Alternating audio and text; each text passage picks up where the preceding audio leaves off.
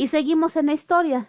Bien, después de 3 siglos que nos dominaron los españoles, la colonia española fue de 1521 a 1821, pero ya a inicios de 1800, finales de 1700, los habitantes de la Nueva España no estaban conforme con el gobierno español, puesto que se habían hecho una serie de reformas en donde únicamente los españoles nacidos de España, los españoles peninsulares, tenían privilegios y los criollos, los españoles de, bueno, los que eran hijos de españoles pero nacidos en nuestro país, estaban perdiendo privilegios.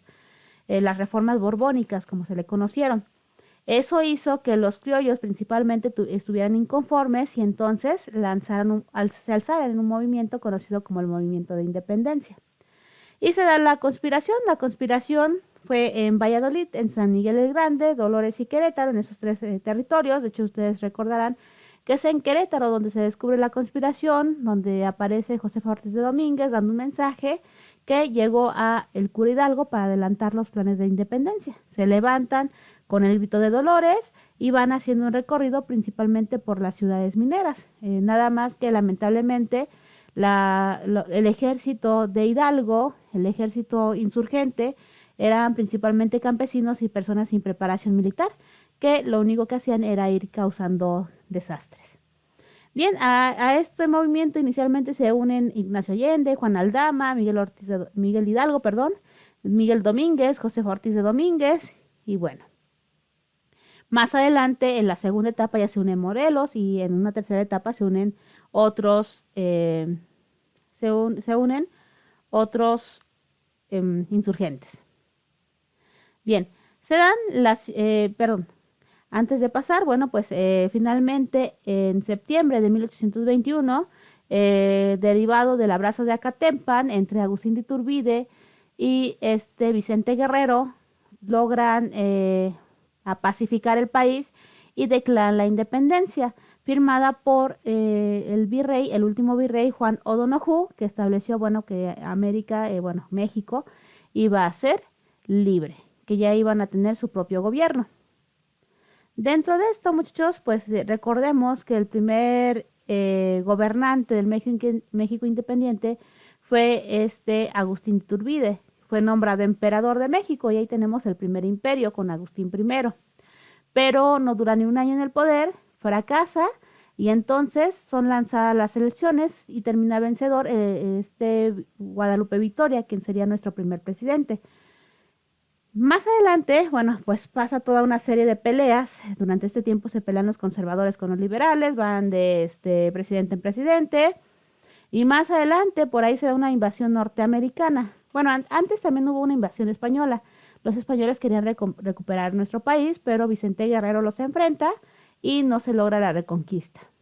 Más adelante, pues viene la invasión norteamericana, donde Estados Unidos intenta comprar la provincia de Texas a México y al no lograrlo, pues inicia una guerra, terminando con el Tratado de Guadalupe Hidalgo en febrero de 1848. Sí, al final de cuentas, el ejército norteamericano hace una invasión en nuestro país por el norte y por el Golfo de México, domina, vence en el castillo de Chapultepec, toma la Ciudad de México y pues no queda de otra más que firmar el Tratado de Guadalupe Hidalgo, cediendo las tierras de la Alta California, bueno, el sur de Estados Unidos como tal.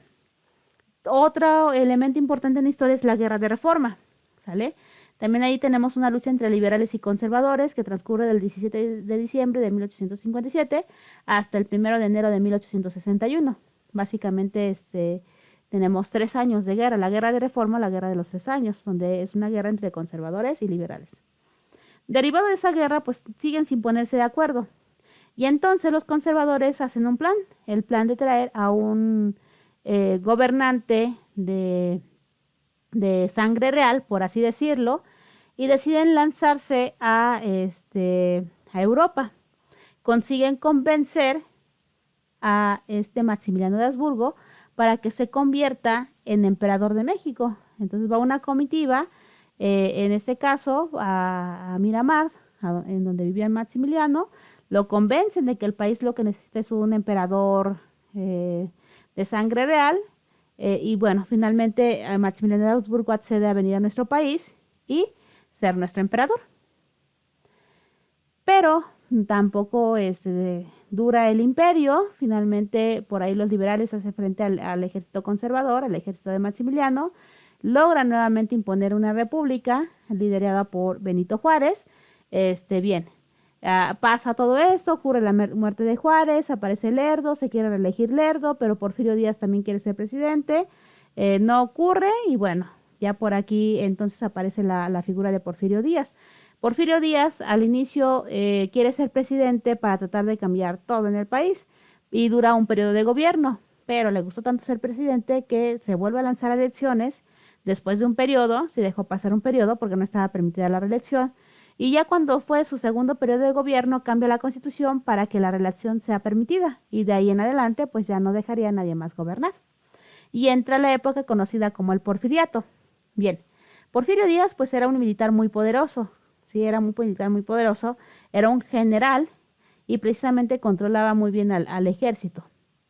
Algo sí que hay que destacar del gobierno del Porfirio Díaz es la aparente paz porfiriana, si mantuvo al país en orden, hubo crecimiento económico, hubo introducción de vías férreas, teléfonos, telégrafos, y hubo cierto avance que no se había tenido desde la independencia. Básicamente desde la independencia hasta el porfiriato, lo único que habían hecho los gobiernos y los presidentes era, pues básicamente estarse peleando. Bien, pero no les gustó a muchos, también hubo mucha represión, mucha opresión por parte de los ciudadanos y de los políticos, y se hace la Revolución de 1910. La Revolución de 1910 inicia el 20 de noviembre de 1910 y básicamente se da por el disgusto de una nueva reelección del Porfirio Díaz. En una entrevista que él dio, en la entrevista Díaz-Krillman, él aseguraba que el país pues estaba listo para tener un nuevo gobernante, lo cual solamente era como un truco para ver quiénes eran sus contrincantes políticos y al final de cuentas se vuelve a reelegir Porfirio Díaz. Se da inicio a la revolución liderada por Francisco Ignacio Madero, por Francisco Villa, por Emiliano Zapata y otros generales. Se acaba esto con la revolución, se acaba con la firma de la independencia el 5 de febrero de 1917 con Venustiano Carranza al mando del gobierno. Después de ahí vienen varios presidentes que todavía se siguen peleando por ver quién tiene el poder. Viene la época conocida como el Maximato y más gobiernos. Se acaba el Maximato con el gobierno de Cárdenas, de Lázaro Cárdenas del Río, se da la expropiación petrolera y como verán pues hay muchos eventos muy importantes. Hay otro evento importante a destacar que es el Milagro Mexicano entre 1946 y 1968. El Milagro Mexicano es una etapa de rápido crecimiento económico y estabilidad política. Se crean nuevas industrias, se crean nuevas carreteras, aeropuertos. Básicamente es un milagro.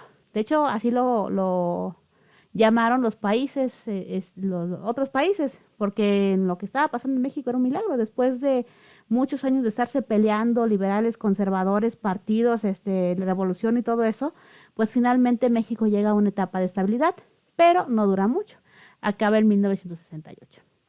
Otro evento muy importante en la historia es la represión del 68, un movimiento estudiantil ocurrido en Tlatelolco, en donde pues el gobierno tuvo un tinte autoritarista y manda repeler una manifestación de estudiantes.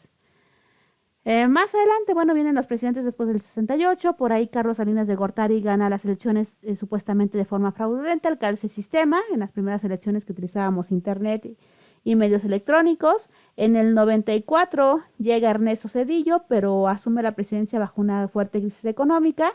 En el 94, precisamente durante el gobierno de Ernesto Zedillo, se da una crisis económica conocida como el error de diciembre, una de las peores crisis que ha tenido el país. Y también el levantamiento del Ejército Zapatista de Liberación Nacional, el EZLN. Más adelante, bueno, se da el periodo de transición, la transición democrática, con la elección de Vicente Fox, en donde por primera vez en el 2000, a partir del 2000, hay un cambio de partido político en el poder. Después de 70 años de gobierno priista, viene el gobierno panista, termina el gobierno de Vicente Fox, sigue Calderón, que también es panista, es una alternancia, pero luego nuevamente regresa el PRI al poder con Peña Nieto y su famoso Pacto por México. Termina el gobierno de Peña Nieto y pues tenemos la historia actual, que es el gobierno de Andrés Manuel López Obrador. Y bueno, hasta aquí un breve, breve vistazo de la historia de México.